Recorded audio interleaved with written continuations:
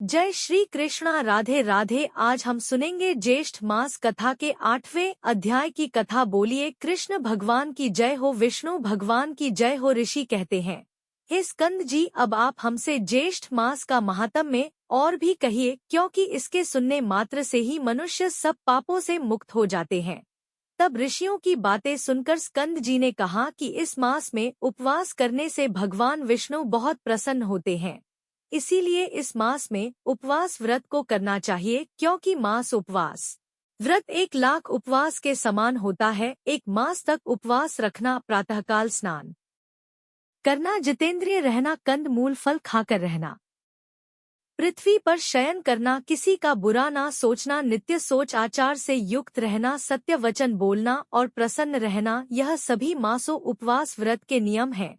मास उपवास व्रत ना कर सके तो कृष्ण पक्ष की 1 से लेकर त्रयोदशी तक मत मोह और आलसी को त्याग कर व्रत करना चाहिए। पूजा स्थल पर बैठकर व्रत करना चाहिए और पूजन करना चाहिए। त्रयोदशी के दिन मंगल स्नान करना चाहिए। पूजा स्थान में बैठकर पुण्य वाचन करके देवताओं का अधिवासन कर स्वर्ण चांदी तांबे या मिट्टी का घट स्थापित करें और उसमें पंचरत्न डालकर घट पर भगवान विष्णु की प्रतिमा को स्थापित करें। भगवान विष्णु की प्रतिमा शंख चक्र और गदा से युक्त हो, लक्ष्मी जी और गरुड़ की स्वर्ण से युक्त प्रतिमा हो। अपने ग्रह सूत्र के अनुसार प्रथम ब्रह्मांडी मंडल देवताओं की उपासना करनी चाहिए। 4 द्वारों से सुशोभित पुष्पों का मंडक बनावे, केले के स्तंभ से युक्त करें और विविध प्रकार के तोरणों से युक्त करके मंडप के मध्य भाग में भगवान विष्णु को स्थापित कर अनेक उपचारों से, अनेक पकवानों से, पायस, खांड, घी, दही, मिला भात, ऋतु के पुष्प, नारियल, फल, धूप, दीप, तांबूल और अन्य सुगंधित वस्तुओं से भगवान विष्णु और माता लक्ष्मी का पूजन करें। रात में पुराणों की कथाओं को श्रवण करें और जागरण करें।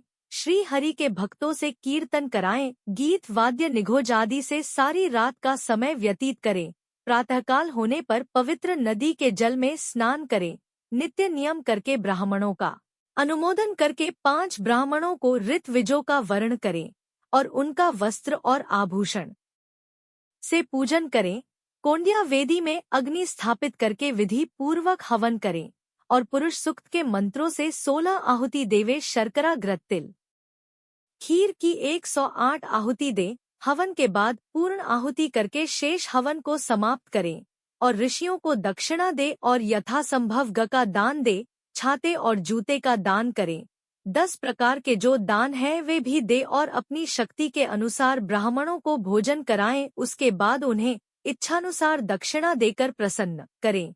2 वस्त्रों से भूषित जो विष्णु भगवान की प्रतिभा है वह गुरु को इस तरह कहते हुए दे, हे केशव भगवान, आप इस प्रतिमा को ग्रहण करें। देने वाले और लेने वाले दोनों के उद्धारकर्ता केशव भगवान है। ऐसी केशव भगवान को नमस्कार है। और इस तरह कहकर दक्षिणा सहित भगवान विष्णु की प्रतिमा कुटुंबी और क्षत्रिय श्रेष्ठ ब्राह्मण को देकर अपने व्रत का पारण करें।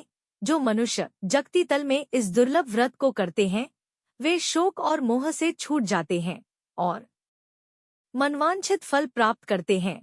इस व्रत को 13 वर्ष तक करके व्रत की संपूर्ण सिद्धि के लिए अति दुर्लभ उद्यापन करें। प्रथम सपत्नीक 13 ब्राह्मणों को निमंत्रित करके उनका वस्त्र आभूषण से पूजन करें। 13 गो का दान करें, जो कि वस्त्र आभूषण और श्रृंगार से युक्त हो, बलवान हो और बहुत सा दूध देने वाली हो। ब्राह्मणों को भूय सा दक्षिणा दें और अपनी प्रवृत्ति के अनुसार पूर्वोक्ति हवन आदि कर्म करें। श्रेष्ठ विष्णु जी के व्रत में किसी भी प्रकार की कंजूसी ना करें। यथाशक्ति जो भी कुछ दिया जाता है वह सब सफल होता है और जो दंभी और शठ है उसका सब किया हुआ निष्फल हो जाता है। इसीलिए सभी उपाय से अपनी शक्ति के अनुसार श्री विष्णु भगवान का पूजन करना चाहिए। स्कंद जी कहते हैं, हे ऋषियों, अब मैं आपसे गौरी व्रत का महात्म्य कहता हूँ। आप ध्यान से सुनिए। पहले हिबान नाम के पर्वतों के एक राजा थे। वह स्थावर और जंगम दोनों रूप धारण करते थे। बहुत सुंदर अंगों वाली उनकी स्त्री का नाम मिनका था। हिमवादी से युक्त होने पर भी संतानहीन होने के कारण बहुत दुखी थे और संतान के लिए बहुत से व्रत और दान किया करते थे, परंतु किसी भी प्रकार से उन्हें संतान की प्राप्ति नहीं हुई। एक दिन राजा ने अपनी पत्नी मेनका को बुलाकर कहाँ धिक्कार है। और ऐसा कहकर वे बार बार प्रलाप करने लगी और कहने लगे कि जो स्त्री रक्त और लावण्य से युक्त होने पर भी संतान से हीन हो वह समस्त लोकों में निंदी और निर्भाग ही होती है। हे शत्समते, तुम्हें देखकर सदा मुझे अधिक समय तक संताप होता रहता है, इसीलिए अब मैं तुम्हारा कभी नहीं देखूंगा विद्वान पशुओं के समान।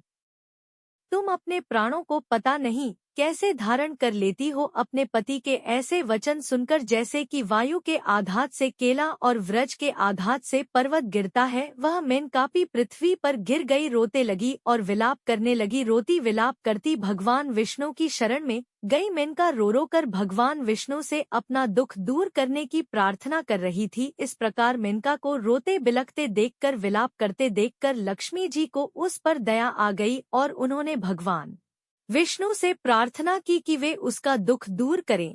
लक्ष्मी जी के प्रार्थना करने पर भगवान विष्णु ने नारद मुनि को बुलाया और उन्हें मेनका के पास भेजा। नारद मुनि ने वहां जाकर मेनका को परनास व्रत का उपदेश दिया और कहा कि ज्येष्ठ तृतीया आने पर इस श्रेष्ठ व्रत को करो। ऐसा उपदेश पाने पर मेनका ने ऐसी पर्वत की गुफा ढूंढी जिसे मनुष्य ने कभी नहीं देखा था, जो कि सिंह और व्यार से युक्त थी। वह प्रति वहां जाकर स्थानों के समान नियम से स्थित हो गई। उसने भोजन और जल का त्याग कर दिया, निद्रा का भी त्याग कर दिया, अन्य किसी भी कर्म को करना करके वह सभी कर्मों को त्याग बैठी और केवल भगवान विष्णु की गुणमकुम माया उसके सामने प्रकट हुई। उन माया को देखकर मेनका ने परम भक्ति से उनकी स्तुति की। तब माया ने मेनका से वर मांगने को कहा और कहा कि मैं तुम्हारे इस मासों उपवास व्रत से बहुत प्रसन्न हूँ, इसीलिए अपनी इच्छा के अनुसार तुम जो भी मांगना चाहती हो अपने इच्छा के अनुसार मांग लो। तुम्हारी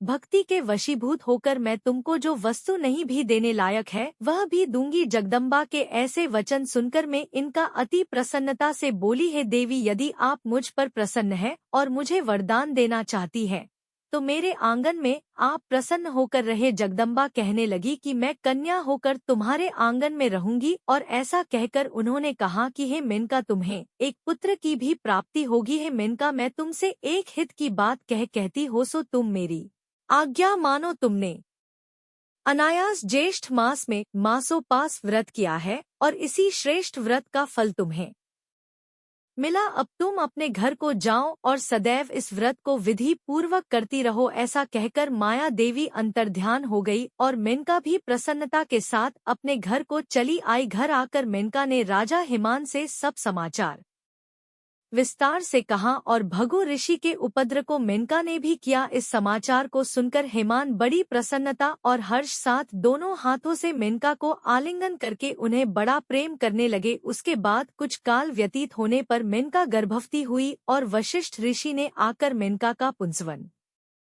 संस्कार कराया। स्कंद जी कहते हैं, हे ऋषियों सुनो, हिमवान के समान मनुष्य पृथ्वी पर अति दुर्लभ होते हैं, जिनके घर में स्वयं जगदम्बा प्रकट हुई हो, उमा गौरी और पार्वती के नाम से विख्यात हुई हो। इस प्रकार ज्येष्ठ शुक्ल चतुर्थी को शिवा प्रकट हुई। इसीलिए सौभाग्य की वृद्धि के लिए स्त्रियों को चतुर्थी के दिन देवी शिवा का अवश्य ही व्रत करना चाहिए। मिट्टी के द्वारा शिव बनाकर मंडप के चारों द्वारों को अच्छी तरह से शोभित करना चाहिए। गिरिजास के चारों तरफ थाने को बिछाकर मध्य भाग में अपनी शक्ति के अनुसार चांदी का झूला बनावे। उमा की सोने की प्रतिमा बनाकर सुंदर झूले में स्थापित करें और श्रद्धा भक्ति से विधिवत उनका पूजन करें। सुहागिन ब्राह्मण का पूजन करें और कन्याओं को भोजन करावे। उन्हें सौभाग्य के द्रव्य माला और चंदन से उनका पूजन करें। गाना बाजा कीर्तन आदि से पूरे मास को व्यतीत करें। नित्य विषण भोजन करें और यत पूर्वक नित्य कथा को सुने। इसके बाद फल की समाप्ति के लिए, फल की प्राप्ति के लिए उद्यापन करें।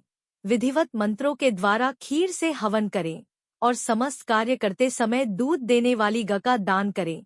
यह स्त्रियों के लिए सौभाग्यदायक कोरी व्रत ही प्रसिद्ध है। जो स्त्री मोहवश चतुर्थी को व्रत नहीं करती और भोजन करती है, वह जन्म जन्मांतर में दुर्भागा होती है। देवी मेनका ने पुत्र संतान के निमित्त फिर से इस व्रत को किया और इसके प्रभाव से एक महान तेजस्वी पुत्र को प्राप्त किया। वह मैनाक नाम से दूसरा हिवा कहा जाता है। आज के अध्याय की कथा यहीं पर समाप्त होती है। बोलिए कृष्ण भगवान की जय हो, विष्णु भगवान की जय हो। हरिओम। जेठ मास की अध्याय 8 की कथा यदि अच्छी लगी तो प्लीज लाइक करें, सब्सक्राइब करें।